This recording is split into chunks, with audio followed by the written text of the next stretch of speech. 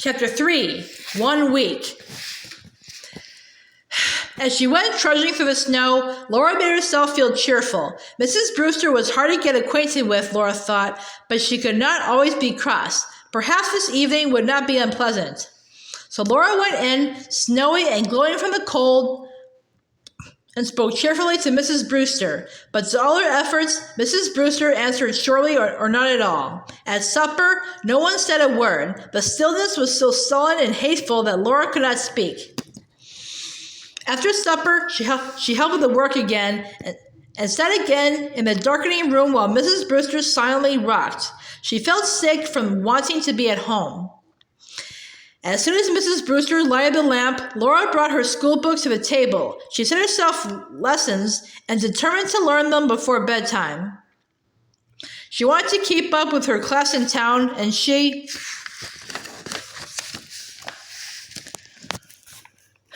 hoped she could study hard enough to forget where she was. She sat small in her chair, for the silence seemed to press against her from all sides.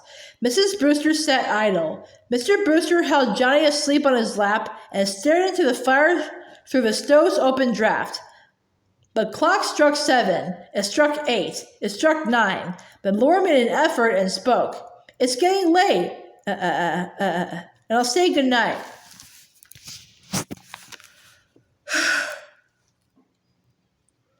Mrs. Brewster paid no attention. Mr. Brewster started and said, "Good night." Before Laura could hurry into bed in the cold dark, Mrs. Brewster began a quarrel at him. Laura tried not to hear. She pulled the quilts over her head and pressed her ear tight against the pillow, but she could not help hearing. She knew then that Mrs. Brewster wanted her to hear.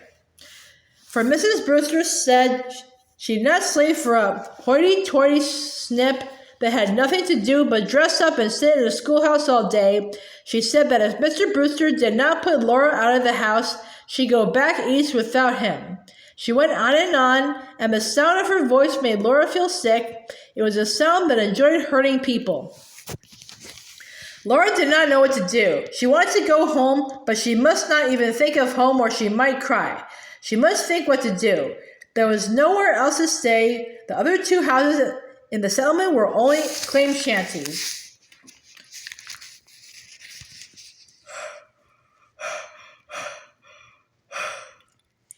At the Harrisons, there were 4 in the one room, and at Mr. Brewster's brother's house, there were 5. They could not possibly make room for Laura.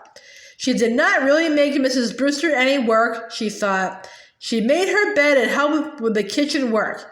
Mrs. Brewster was quarreling now about the flat country and the wind and the cold. She wanted to go back east. Suddenly, Laura understood. She isn't mad at me. She's only quarreling about me because she wants to quarrel. She's a selfish, mean woman. Mr. Brewster did not say a word, Laura thought.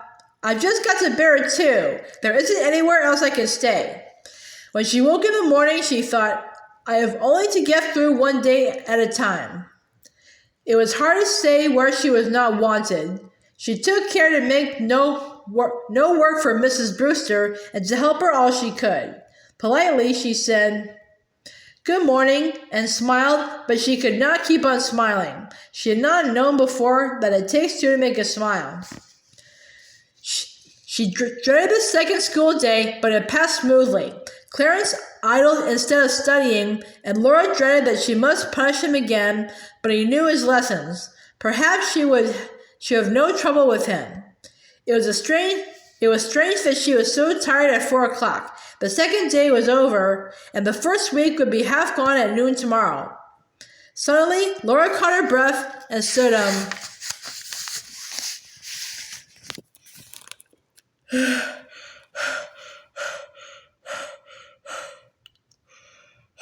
stock still on the snowy path. She had thought of Saturday and Sunday, 2 whole days in that house with Mrs. Brewster. She heard herself say aloud, "Oh, Pa, I can't." It was whimpering. She was ashamed when she heard it. No one else heard. All around her, the prairie was empty, white and far and still. She would rather stay there in the clean cold than go into the mean house or go back tomorrow to the anxious school day. But the sun was setting, and tomorrow it would rise. Everything must go on. That night, Laura dreamed again that she was lost in a blizzard. She knew the dream. She had dreamed it sometimes ever since she really had been lost with Carrie in a blizzard. But this blizzard was worse than before. Now the stinging snow and the wind's hard blows tried to drive her and Carrie off the narrow sofa. Laura held on to Carrie with all her might for a long time, but suddenly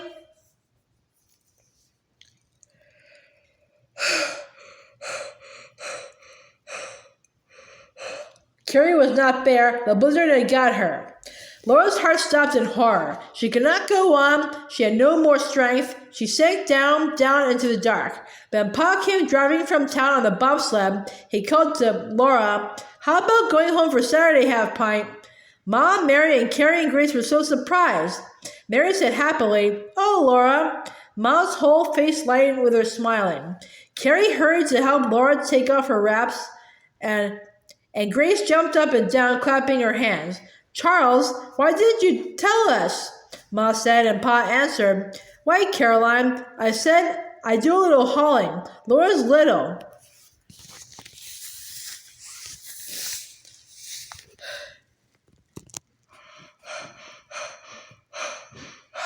And Laura remembered how at the dinner table, Pa had drunk his tea and pushed back his cup and said, "Guess I'll do a little hauling this afternoon," Ma said. "Oh, Charles." Laura had not gone away from home at all. She was there. Then she woke up. She was at the Brewsters, and it was Wednesday morning. But the dream had been so real that she still almost believed it. Pa might come to take her home over Saturday. It was like him to plan such a surprise. There had been a snowstorm in the night. She had to break her path in the schoolhouse again. The early sunshine was faintly pink on miles of pure snow, and every little shadow was thin blue. As Laura plunged and plowed through the soft drifts,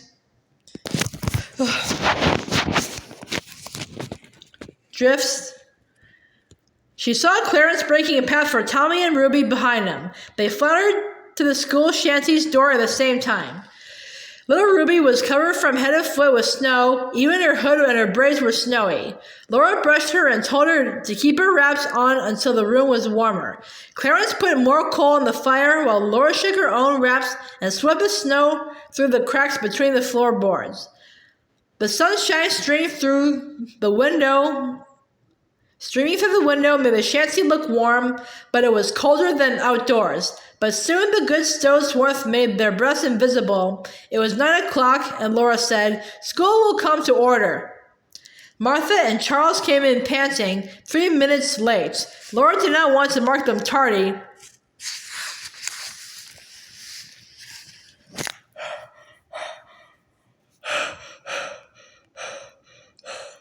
They had to break their path a whole mile. A few steps in deep snow are easy and fun, but breaking a path is work that grows harder with every step.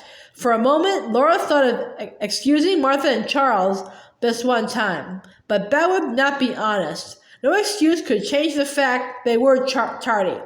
"I am sorry I must mark you tardy," she said, "but you may come to the stove and get warm before you take your seat."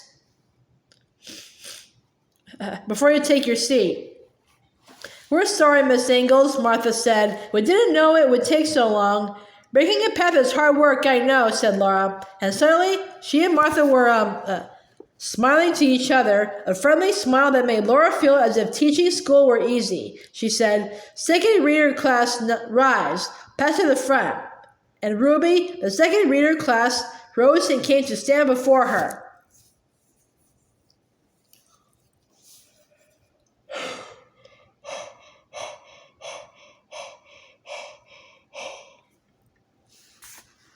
The whole morning went smoothly. At noon, Ruby came to Laura's desk and shyly offered her a cookie. After dinners were eaten from the dinner pails, Clarence asked her to come out and snowball, and Martha said, "Please do, then we will have 3 on a side." Laura was so pleased to be asked and so eager to be out in the sunshine and clean snow that she went. It was great fun. She and Martha and Ruby fought against Charles, Clarence, and Tommy. The air was full of snowballs. Clarence and Laura were quickest of all, dodging and scooping and moseying the snow with their mittened hands and throwing and dodging again. Laura was glowing warm and laughing when a great burst of snow exploded in her eyes and her open mouth and plastered her whole face. "Oh, gee, I didn't mean to," she heard Clarence saying. "Yes, you did. It was a fair hit," Laura answered, blindly rubbing her eyes. "Here, let me stand still," he said. He took hold of her shoulder as if she were Ruby and wiped her face with the end of her muffler. "Thank you," Laura said, but she knew that she must not play anymore. She was too small and too young. She would not be able to keep her pupils in order if she played games with them.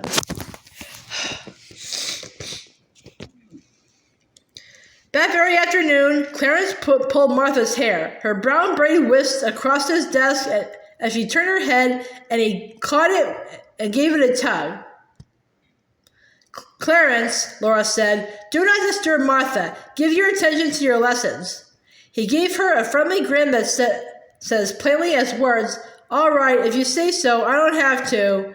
To her honor, Laura almost smiled. Barely in time, she kept her look stern.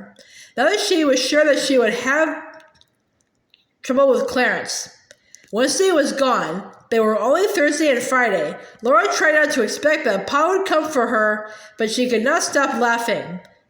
It would be so like Pa to come and save her from a miserable 2 days in Mrs. Brewster's house. But of course, he did not know how